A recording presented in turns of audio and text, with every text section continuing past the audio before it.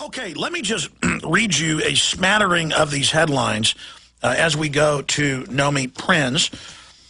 Here is Rolling Stone saying what she wrote 6-7 years ago in her best-selling book, The People versus Goldman Sachs.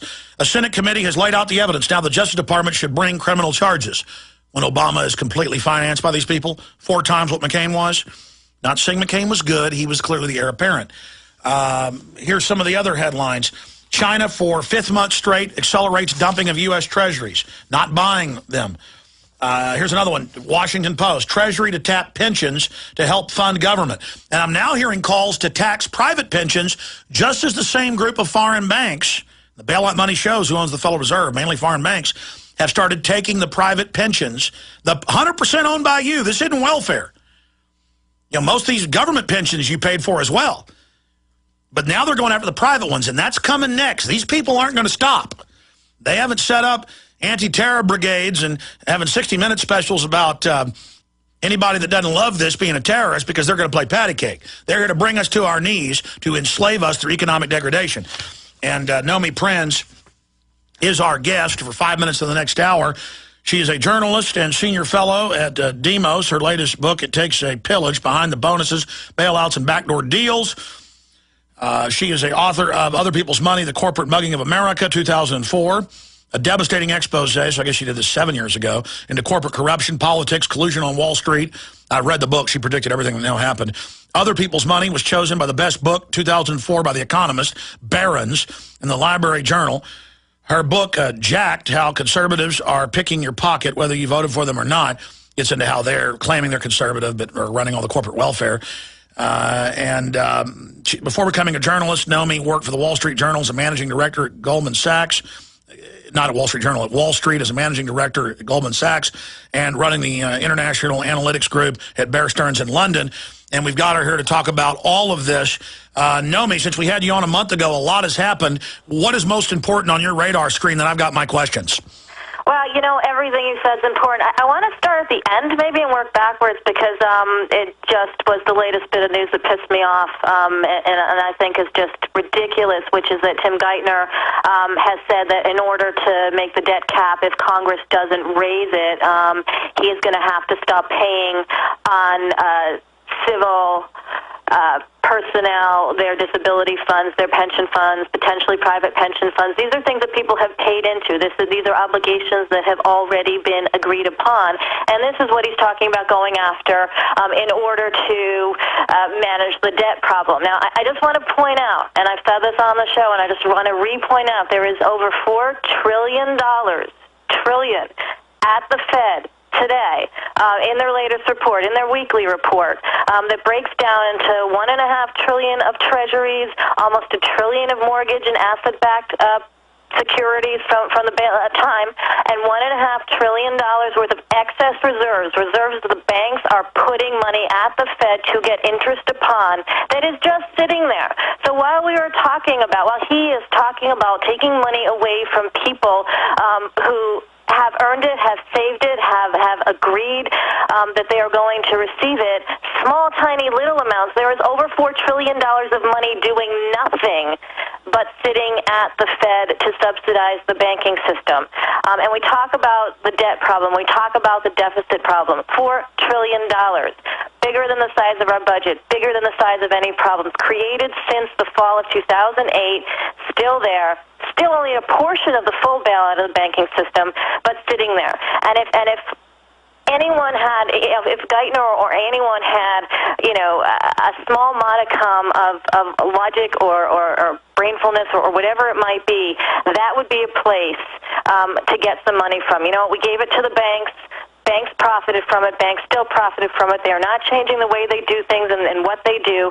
And there is money there sitting, available, while all these pontifications and the notion of taking it away from individuals is going on. It's just, it is mind-boggling. And by the way, your mainline Democrats have been fooled. They say raise taxes, pay my pension funds, which is exactly what the big central banks want, because that won't go to them. It'll go offshore to their fraudulent interest and the systems. Now, they fool the mainline conservatives by saying we got to fix America, slash these public pension funds, maybe even go after private ones. It's conservative when you could get rid of all of that. We've broken down the numbers, and it wouldn't do anything to the 1,000+ trillion in derivatives, the unfunded mandates, all of it. And then they say, well, quit bashing Wall Street, Alex. They're free market. Really, Goldman Sachs, JP Morgan, Wells Fargo, Berkshire Hathaway, Citibank, they're the ones that got the banker bailout. And then they sit there and lecture us about free market while they all file record profits, record bonuses just domestically, not to mention that, over 80% of it's being shipped overseas, and they're paying near zero on it. This is going according to plan. They're robbing us, the greatest robbery in history, and you hit the nail on the head. They've got $4 trillion sitting there liquid, but they're waiting to loan that out to widows at 79.9% credit card rates. They're not going to, no, sir. They're going to hold us hostage and cut the benefits and cut people's pension funds they paid into, and then they're going to have the Republicans go right along with it like idiots, killing the economy. Well, exactly, and it is a bipartisan issue. Yes, it's Republicans going after it. It's the Democrats not noticing it. It's like stealing $4 trillion and having it out there like in the middle of daylight, and not have anybody sort of who is in control of potentially getting to it do anything about it. It's mind-boggling. And then you move on to what's going on in Europe, and the bigger scandal of the IMF, which isn't just whatever might come out of the sexual assault case on the former chief or chief in waiting for his home bail or in jail or wherever he might be right now, which is that, for example, Greece is being asked to pay 25% interest rates on money that's coming to them, not just from the IMF and the EU, but of course because the market, the bankers are slaughtering the country, which is what has happened with all of the peripheral countries in Europe. It's not really different from what's happening to those, the widows and the pensioners and everyone else here. We're being asked to pay 30% or more on credit card rates. We're having homes taken away under fraudulent means and everything else. The same thing is happening systematically through the IMF, through the EU and Europe for the peripheral countries. And there have been bailouts. Greece, for example, did get a bailout of $141 billion last year. And by the way, before that bailout, the former head of the IMF, Dominique Strauss-Kahn, had said that everything was going to be fine. A, only one bailout would be needed. B, austerity measures that would be put upon the people of Greece would be enough. And there would be no other bailouts happening in the rest of Europe. For example, in Portugal, which just got its bailout created and approved by the EU and the IMF on Monday, while Dominique Strauss-Kahn was in court. So the stuff that happened under him and the stuff that the IMF has been doing has been extracting, again, and blaming pension funds and society types of programs when, in fact, it was the banks that trashed those economies. Well, that came out just last year in Iceland. The people finally called their bluff and got the documents, and even the Financial Times had to admit over 90% of the debt was not the government or the people's. It was the very central banks demanding the money. That's what's crazy. They're like, pay us back the debts, and it's their debt. Same thing in Ireland. They're the apple of the world's eye until they go into the EU. That puts them under these banking rules, and suddenly they're in trouble, and now they're maneuvering the U.S. to losing its AAA rating, so we'll be paying 25%. And then once we go to that point, there's no way to ever get out of debt. It's designed to make us debt slaves. And Nomi, what about this? Because you worked at the highest levels with these people. How do you deal with Geithner up there saying, if you don't raise the debt ceiling, you're going to cause a default, when they've already technically defaulted by monetizing 70+% of the Treasury bills? I mean, even Standard & Poor's said it's all this spending and the banker bailout that's doing this, but then Geithner stands up there blaming what they've created on us trying to reverse what's happening.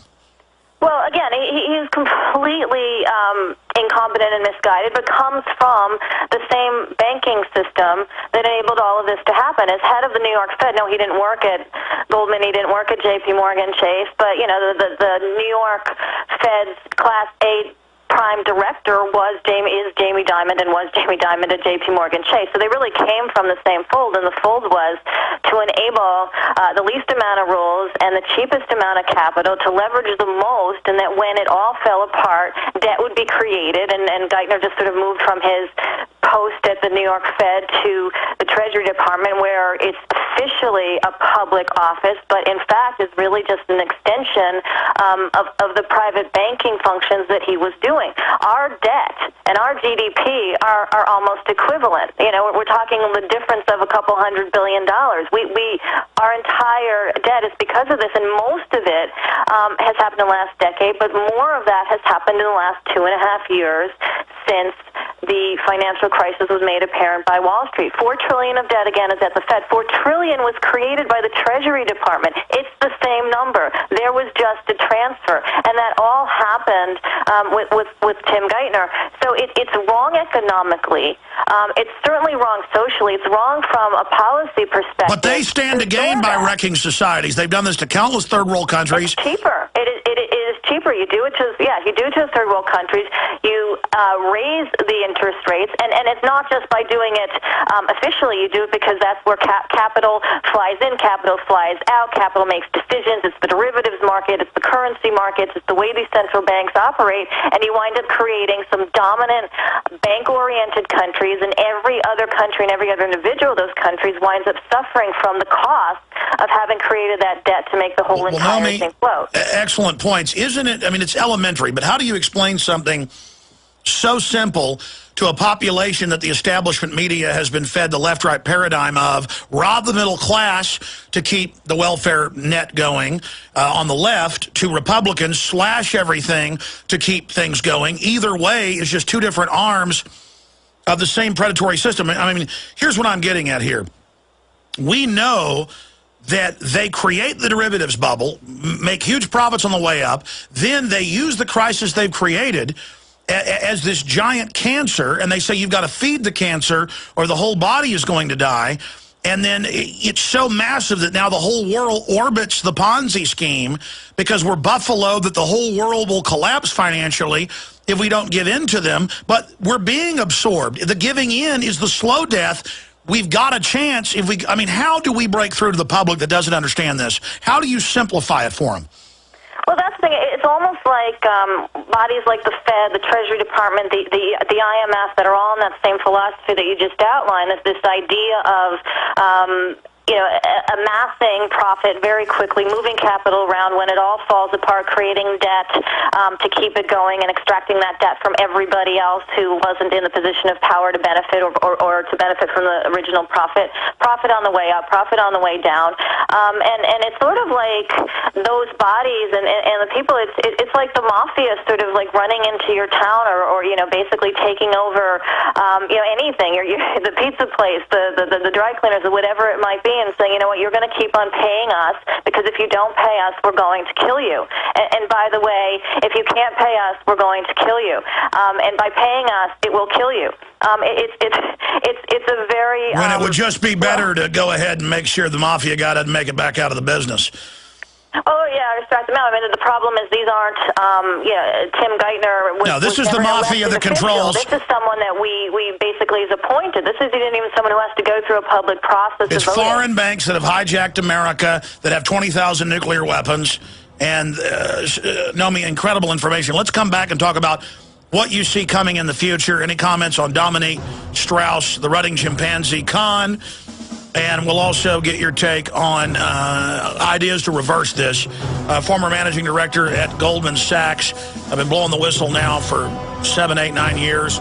Nomi Prins is our guest.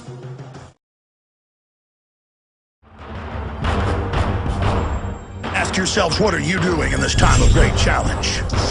What are you doing to unlock minds?